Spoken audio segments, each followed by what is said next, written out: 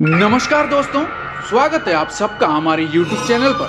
दोस्तों, आज हम आपको लेकर चलते हैं 2018 के निदाहस ट्रॉफी के उस फाइनल मैच जिस मैच ने क्रिकेट प्रेमियों की धड़कनें तेज कर दी थी। दोस्तों, भारत और बांग्लादेश के बीच यह मुकाबला न केवल रोमांचक था बल्कि क्रिकेट इतिहास का एक अनमोल हिस्सा भी बन गया। तो चलिए दोस्तों, बिना देरी के इस रोमांचक मैच के रोमांचक पलों को एक बार फिर याद करते हैं। दोस्तों, ये कहानी शुरू होती है कोलंबो के प्रेमदासा स्टेडियम से, जहां भारत और बांग्लादेश की टीमें आमने सामने थी। इस मैच में भारतीय कप्तान रोहित शर्मा ने टॉस जीतकर पहले गेंदबाजी का फैसला किया, क्योंकि रोहित जानते थे कि पहले बांग्लादेश को खतरनाक भारतीय गेंदबाजों का सामना करना है, जो इस सीरीज में अब तक काफी जबरदस्त गेंदबाजी करते आ रहे हैं। बांग्लादेश की ओर से पारी की शुरुआत करने तमीम इकबाल और लिटन दास क्रीज पर पहुंचे। दोनों बल्लेबाजों ने एक दो अच्छे शॉट लगाया और बांग्लादेश का स्कोर चौथे ओवर में 27 रन तक पहुंचा दिया। इसके बाद भारतीय गेंदबाजों ने वापसी करते हुए 11 रन बनाकर खेल रहे लिटन दास को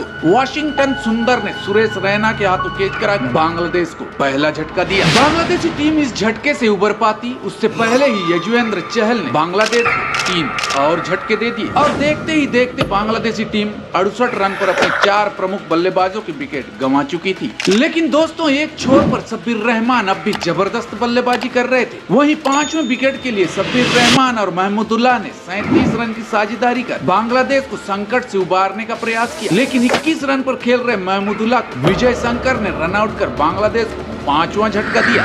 इसके बाद बांग्लादेश के कप्तान साकिब अल हसन भी 7 रन बनाकर रनआउट हो गए। बांग्लादेश की टीम ने 17वें ओवर में पहुंचते पहुंचते 133 रन पर अपने 6 विकेट गंवा चुकी थी। वहीं बांग्लादेश की ओर से शब्बीर रहमान ने जबरदस्त बल्लेबाजी करते हुए केवल 50 गेंदों में 77 रन की एक शानदार पारी खेली। इसी पारी के बदौलत बांग्लादेश की टीम अपने निर्धारित 20 ओवर में 8 विकेट के नुकसान पर 166 रन के चुनौतीपूर्ण स्कोर तक पहुँच पाई। 166 रनों के लक्ष्य का पीछा करने उतरी भारतीय टीम की शुरुआत भी काफी खराब रही। भारतीय पारी के तीसरे ओवर में 10 रन बनाकर खेल रहे शिखर धवन को साकिब अल हसन ने आउट कर भारत को पहला झटका दिया। इस वक्त तक भारत का स्कोर मात्र 32 रन था। शिखर धवन के आउट होने के बाद उनकी जगह बल्लेबाजी के लिए आए सुरेश रैना भी इस मैच में कुछ खास नहीं कर पाए और रुबेल हुसैन की गेंद पर बिना खाता खोले पवेलियन लौट गए। 32 रन के कुल योग पर 2 विकेट गंवाने के बाद लग रहा था कि भारतीय टीम दबाव में आ जाएगी, लेकिन भारतीय कप्तान रोहित शर्मा ने अपने अंदाज में बल्लेबाजी करते हुए रन गति को बनाए रखा। जैसे जैसे ओवर बढ़ते गए वैसे वैसे रोहित और रैना की जगह आए केएल राहुल ने बांग्लादेशी गेंदबाजों पर दबाव बनाना शुरू किया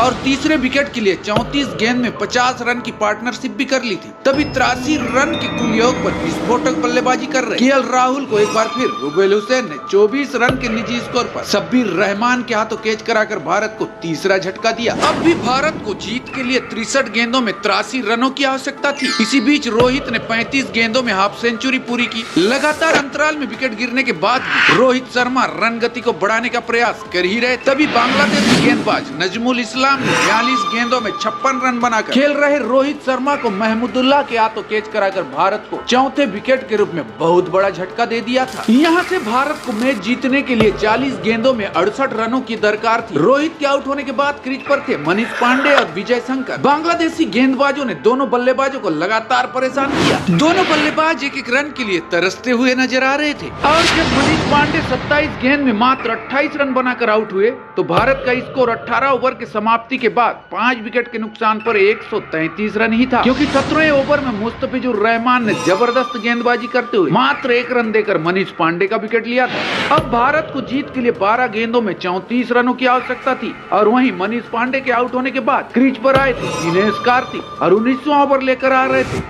रुबेल हुसैन, जिन्होंने 3 ओवर की गेंदबाजी में सिर्फ 13 रन देकर 2 खिलाड़ियों को आउट भी किया था। वहीं भारत की ओर से स्ट्राइक पर थे दिनेश कार्तिक ने रुबेल हुसैन की पहली गेंद को 6 रनों के लिए बाउंड्री के बाहर भेज दिया। 19वें ओवर की दूसरी गेंद को दिनेश कार्तिक ने फिर 4 रनों के लिए खेलकर 2 गेंदों में 10 रन बना लिए थे। अब भी भारत को जीत के लिए 10 गेंदों में 24 रनों की आवश्यकता थी। रुबेल हुसैन की तीसरी गेंद को दिनेश कार्तिक ने फिर एक बार 6 रनों के लिए बाउंड्री से बाहर भेज दिया। आखिरी 3 गेंदों में 6 रन लेकर दिनेश कार्तिक ने रुबेल हुसैन की ओवर में 22 रन बटोर लिए थे और कोलंबो के प्रेमदासा स्टेडियम में भारतीय दर्शक झूम रहे थे। लेकिन अब भी आखिरी ओवर का रोमांच बचा हुआ था। भारत को अंतिम 6 गेंदों में जीत के लिए 12 रन की आवश्यकता थी और बांग्लादेश की ओर से अंतिम ओवर लेकर आ रहे थे सौम्य सरकार और स्ट्राइक पर थे विजय शंकर।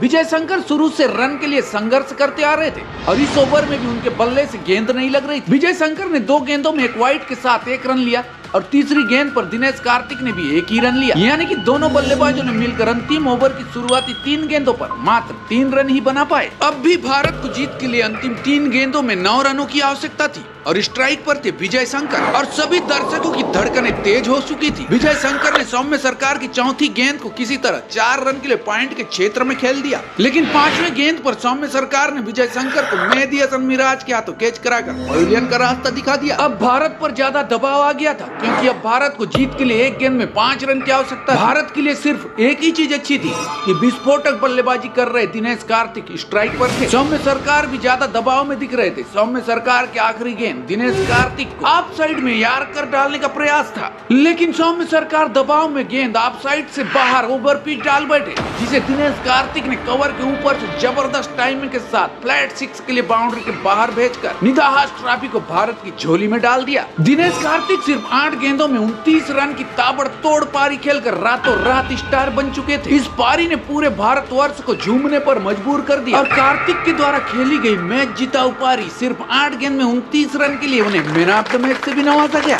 तो आज के लिए बस इतना ही। मिलते हैं एक नए वीडियो में नई जानकारी के साथ। अगर आपको यह वीडियो पसंद आया तो वीडियो को लाइक और चैनल को सब्सक्राइब जरूर कर लें। तब तक के लिए जय हिंद, जय भारत।